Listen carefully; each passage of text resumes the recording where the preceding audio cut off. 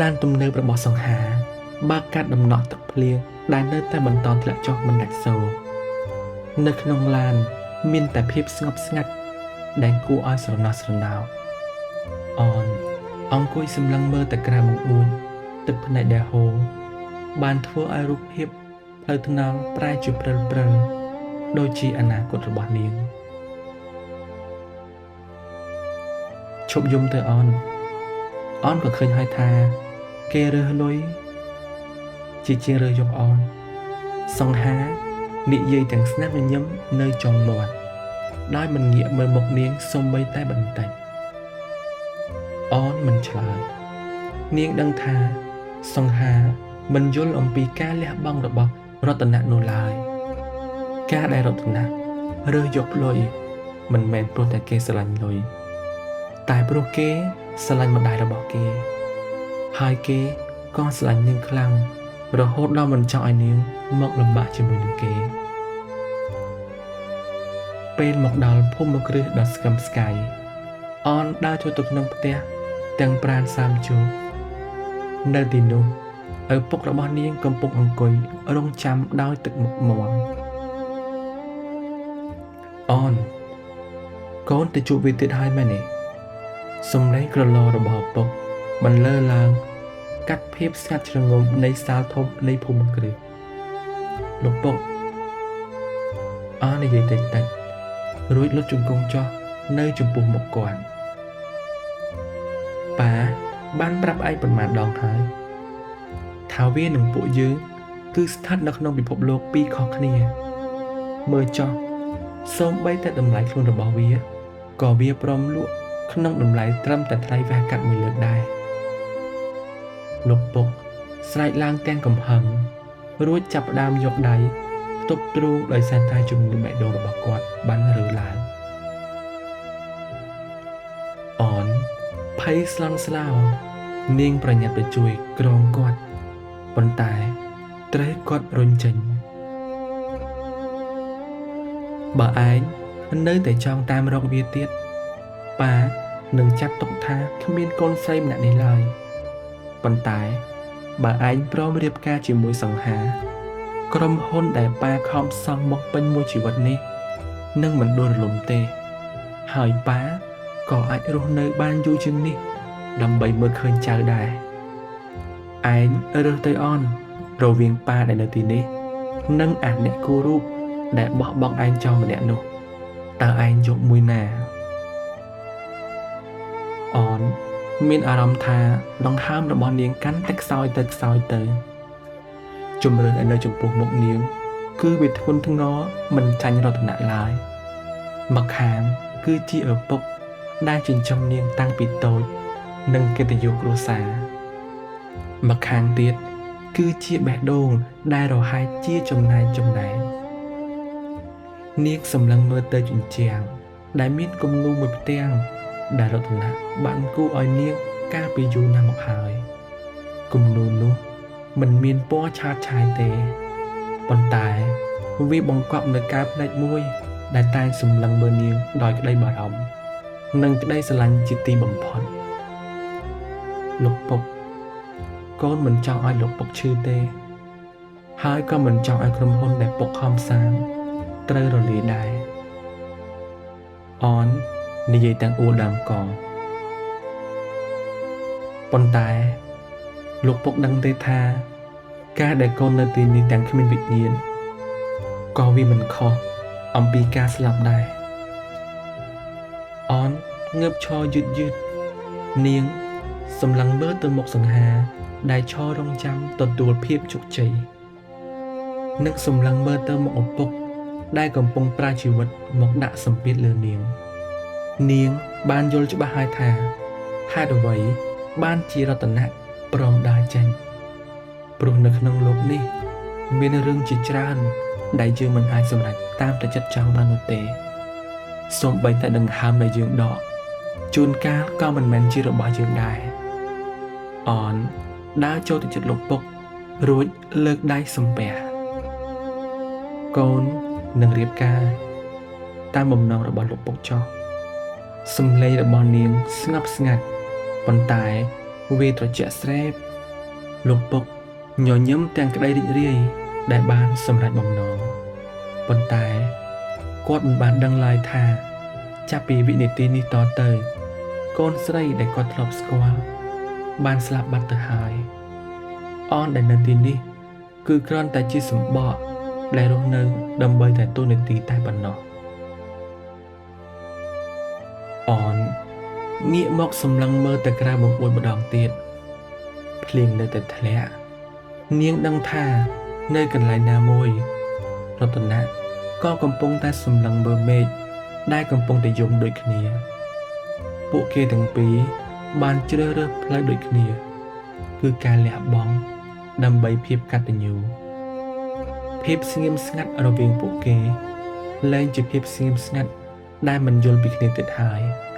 ប៉ុន្តែជាភាពស្ងៀមស្ងាត់នៃមនុស្សពីរនាក់ដែលព្រមព្រៀងថែរក្សាស្នេហាក្នុងការសម្លឹងមើលគ្នាជារៀងរហូតទោះបីជាគ្មានថ្ងៃអាចជួបមុខគ្នាម្ដងទៀតក៏ដោយ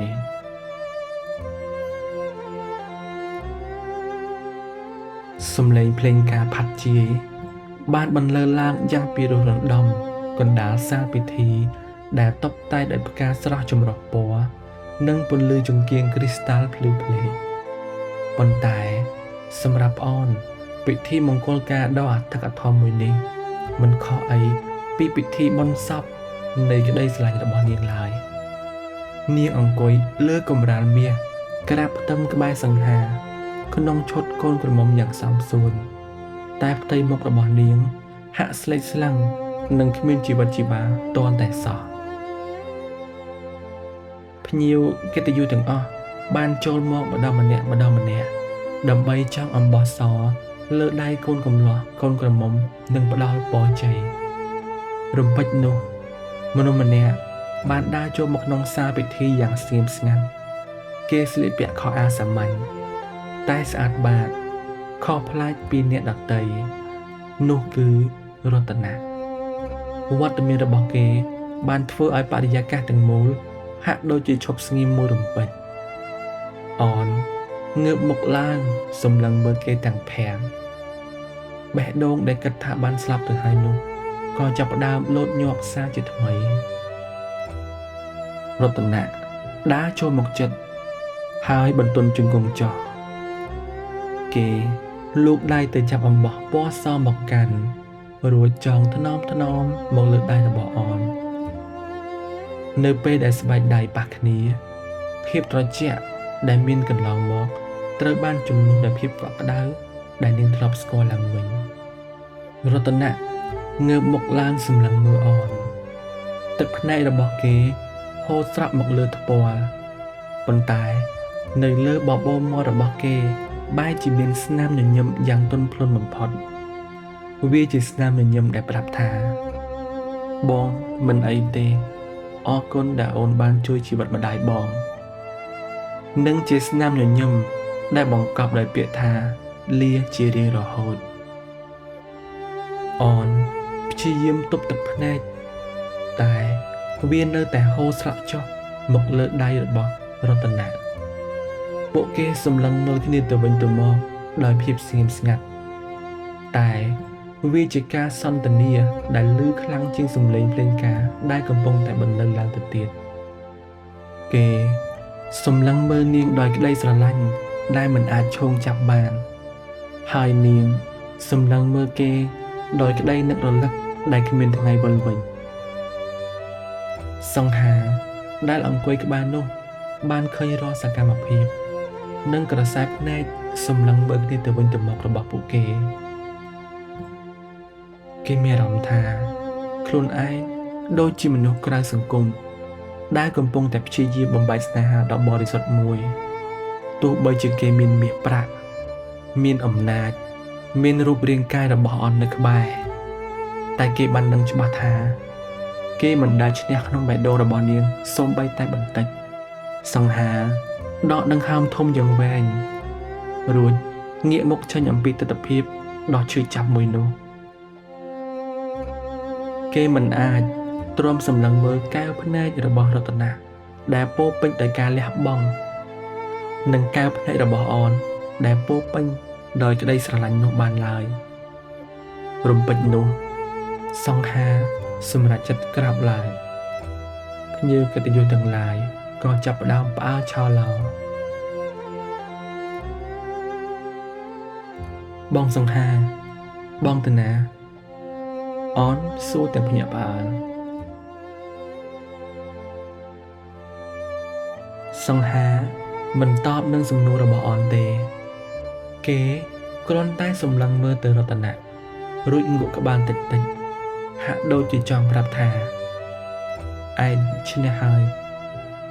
គេដើរចេញពីពិធីមង្គលការរបស់ខ្លួនឯងយ៉ាងលឿនសម្ដៅទៅកាន់ទ្វារធំដោយមិនងាកក្រោយឡើយសាលពិធីធំទាំងមូលប្រែជាវឹកវរប៉ុន្តែនៅកណ្ដាលភាពវឹកវរនោះរតនៈនិងអននៅតែសម្លឹងមើលគ្នាមិនដាក់ភ្នែកចំណងអំបោះសដែលរតនៈទើបតែបានចងឲ្យដៃរបស់នាងហាក់ដូចជាចំណងដ៏ពិតប្រាកដដែលផ្សារភ្ជាប់ដួងវិញ្ញាណរបស់ពួកគេទាំងពីរទោះបីជាពួកគេដឹងថា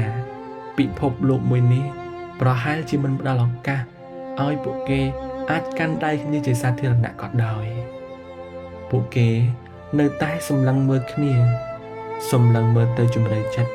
ដែលគ្មាននរណាម្នាក់អាចឈានចូលទៅដល់ភាពវឹកវរនៅក្នុងពិធីមង្គលការក៏បានរលត់ទៅជំនួសមកវិញដោយភាពស្ងប់ស្ងាត់ដ៏គួរឲ្យខ្លាចនៅក្នុងបន្ទប់ទទួលភ្ញៀវនៃភូមិគ្រឹះដ៏ស្កឹមស្កៃមួយផ្កាស្រស់ដែលធ្លាប់តែមានក្លិនក្រអូបឥឡូវនេះហាក់ដូចជាស្វិតស្រពោនខុសពីធម្មតាលោកពុករបស់អនអង្គុយលើសាឡុងយ៉ាងមាំភ្នែករបស់គាត់សម្លឹងមើលទៅកូនស្រីដែលកំពុងតែឈរនៅចំពោះមុខទាំងខ្លួនប្រាណស្ថិតនៅក្នុងឈុតកូនក្រមុំរតនាឈរក្បែរអនគេព្យាយាមទប់អារម្មណ៍ភ័យខ្លាចតែក្នុងចិត្តពោពេញទៅដោយភាពមិនប្រាកដប្រជាអនប៉ានឹងឲ្យឯងរើជាលើកចុងក្រោយពុកបន្លឺសំឡេងឡើងសំឡេងរបស់គាត់មិនមែនជាការគំរាមកំហែងតែគឺជាការប្រកាសសាលក្រមជីវិតម្ខាងគឺជាជីវិតដែលស្ដុកស្ដំមាសប្រាក់និងអនាគតដែលប៉ាបានសង់ឲ្យហើយម្ខាងទៀតគឺជាជីវិតជាមួយអ្នកគូរូបម្នាក់នេះអនសម្លឹងមើលឪពុកទាំងទឹកភ្នែកនាងមិនទាន់បាននិយាយអ្វីផងលំពុកក៏បន្ត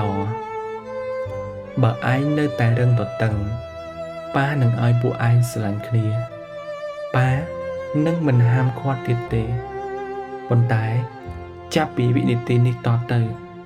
ប៉ានឹងរស់បិទភ្នែកចំពោះជីវិតរបស់ឯងទោះឯងជួបបញ្ហាអីជួបការលំបាកអីឬគ្មានបាយហូបក៏ប៉ាមិនសម្លឹងមើលដែរប៉ានឹងធ្វើដូចជាមិនស្គាល់ឯងហើយឯង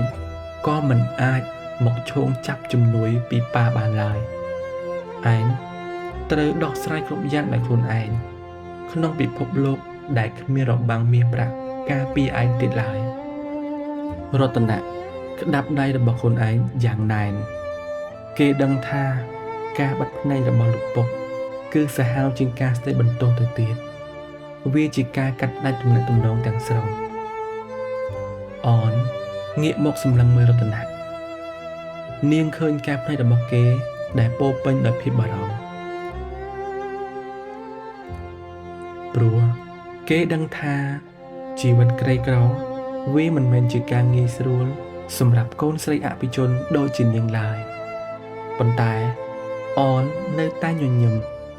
នេះជាស្នាមញញឹមដំបូងដែលចេញពីចិត្តបំផុតក្នុងរយៈពេលជាច្រើនឆ្នាំនាងដកគ្រឿងអលង្ការមាសប្រាក់ដែលមានជាន់នៅលើខ្លួនម្ដងមួយរួចដាក់នៅលើតុនោះចំពោះមុខឪពុកលោកពុកកូនអរគុណដែលលោកពុកឲ្យកូនជ្រើសរើសអននិយាយទាំងសំឡេងរឹងមាំកូន ដឹងថាកូនកំពុងរើសផ្លូវពិបាកប៉ុន្តែក្នុងពិភពលោកដែលលោកពុកបិទភ្នែកមិនមើលកូនក៏មានមនុស្សម្នាក់ដែលតែងតែសម្លឹងមើលកូនដោយក្តីស្រឡាញ់ជានិច្ចអន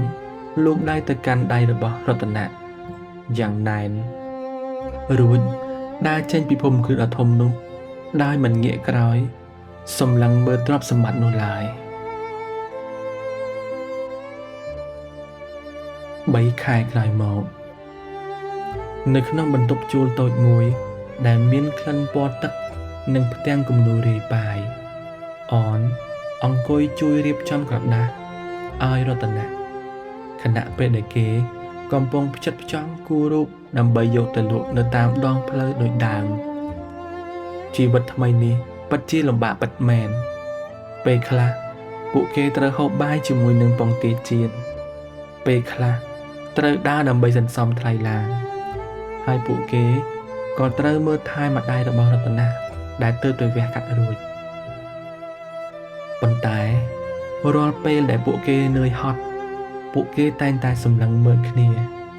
អូនស្ដាយក្រោយទេរតនៈសួរទាំងអង្អែលសក់នាងថ្នមអូនងើបមុខឡើងសម្លឹងកែវភ្នែករតនៈហើយកែវភ្នែករបស់នាងនៅតែមានពន្លឺដូចកាលពីមុនប៉ុន្តែ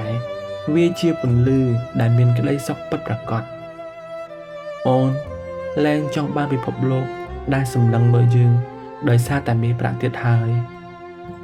អូនចង់បានតែកសែភ្នែកមួយនេះដែលសម្លឹងមើលមកអូនដល់វិញ្ញាណខាងក្នុងទោះបីជាឪពុករបស់នាងនៅតែបិទភ្នែកមិនព្រមមើលពួកគេប៉ុន្តែនៅកណ្ដាលពិភពលោកដ៏ធំទូលាយនិងលំបាកលំមិនបែបនេះរតនៈនិងអូនក៏បានរកឃើញនៅពន្លឺរបស់ខ្លួនឯងការសម្លឹងរបស់ពួកគេលែងជាការលួចមើលពីចម្ងាយទៀតហើយតែជាការសម្លឹងមើលទៅអនាគតមួយជាមួយគ្នាទោះបីជាអនាគតនោះគ្មានពណ៌មាសហើយក៏គ្មានពណ៌ប្រាក់តែវាជាពណ៌នៃសេចក្តីសុខដែលពួកគេបានជ្រើសរើសដោយខ្លួនឯង2ឆ្នាំក្រោយមកពិភពលោកតូចមួយរបស់រតនៈនិងអូនលែងស្ថិតនៅក្នុងភាពងងឹតស្លុបទៀតហើយស្នាដៃគំនូរដែលធ្លាប់តែលោកចិញ្ចើមថ្នល់របស់រតនៈចាប់ផ្ដើមទទួលបានការចាប់អារម្មណ៍ពីសំណាក់ហាងកាហ្វេនិងសន្តាគារល្បីៗជាច្រើនទេពកោសល្យដ៏អស្ចារ្យរបស់រតនៈបូករួមនឹងគំនិតច្នៃប្រឌិតនិងការរៀបចំផែនការយ៉ាងហ្មត់ចត់របស់អូនបានធ្វើឲ្យពួកគេទទួលបាននូវគម្រោងធំៗជាបន្តបន្ទាប់រតនៈបញ្ចេញទេពកោសល្យលើផ្ទាំងគំនូរចំណែកឯអូនបញ្ចេញគំនិតគ្រប់គ្រងនិងការរចនាមិនយូរប៉ុន្មានពួកគេក៏បានបើកហាងគំនូរនិងវិចិត្រសាលផ្ទាល់ខ្លួនមួយដែលមានឈ្មោះថាសម្លឹង The Gaze Gallery ហាងមួយនេះវាបានក្លាយទៅជាកន្លែងដែលល្បីល្បាញសម្រាប់អ្នកដែលស្រឡាញ់ចូលចិត្តសិល្បៈគំនូរល្ងាចមួយនៅខណៈដែលរតនៈនិងអូនកំពុងតែរៀបចំផ្ទាំងគំនូរថ្មីនៅក្នុងហាងទាំងញញែមនិងក្តីសុខឡានខ្មៅទំនើបមួយបានមកឈប់នៅចិញ្ចើមថ្នល់ទល់មុខនឹងហាងបង្អួចឡានត្រូវបានទម្លាក់ចុះយឺតនោះគឺជាលោកពុករបស់អូនបុរសដែលតែងតែប្រកាសថាបិទភ្នែកមិនសម្លឹងមើលកូនម្នាក់នេះឥឡូវនេះបែរជាកំពុងសម្លឹងមើលមករូបភាពនៅក្នុងហាងតាមរយៈកញ្ចក់ថ្លាគាត់បានឃើញកូនស្រីដែលធ្លាប់រស់នៅក្នុងរបាំងមាសដ៏សែនឯកោឥឡូវនេះសើចសប្បាយយ៉ាងមានសេចក្តីសុខបំផុតជាមួយបុរសដែលនាងស្រឡាញ់គាត់បានឃើញភាពជោគជ័យដែលពួកគេកសាងឡើងដោយញើសឈាមផ្ទាល់ខ្លួនទឹកភ្នែកមួយដំណក់បានស្រក់ចុះមកលើថ្ពាល់ដែលមានស្នាមជ្រួញរបស់លោកពុកគាត់មិនបានខឹងមិនបានច្រណែនតែកំពុងតែសម្លឹងមើលសុភមង្គលរបស់កូនដោយមោទកភាពដែលមិនអាចលាក់បាំងចិត្តគាត់ញញឹមទាំងទឹកភ្នែក រួចបង្គាប់ឲ្យអ្នកបើកបរចេញឡានទៅវិញយ៉ាងស្ងៀមស្ងាត់រតនានិងអនងាកសម្លឹងមើលមកគ្នាទោះបីជាពួកគេមិនបានឃើញលោកពុកនៅទីនោះតែពួកគេមានអារម្មណ៍ថាពិភពលោកទាំងមូលកំពុងតែញញឹមដាក់ពួកគេការសម្លឹងរបស់ពួកគេនៅក្នុងថ្ងៃនេះមិនមែនជាការសម្លឹងដោយក្តីបារម្ភទៀតនោះទេតែជាការសម្លឹងមើលទៅកាន់អនាគតដ៏ភ្លឺស្វាងនិងការកសាងក្តីស្រឡាញ់និងការតស៊ូមិនបោះបង់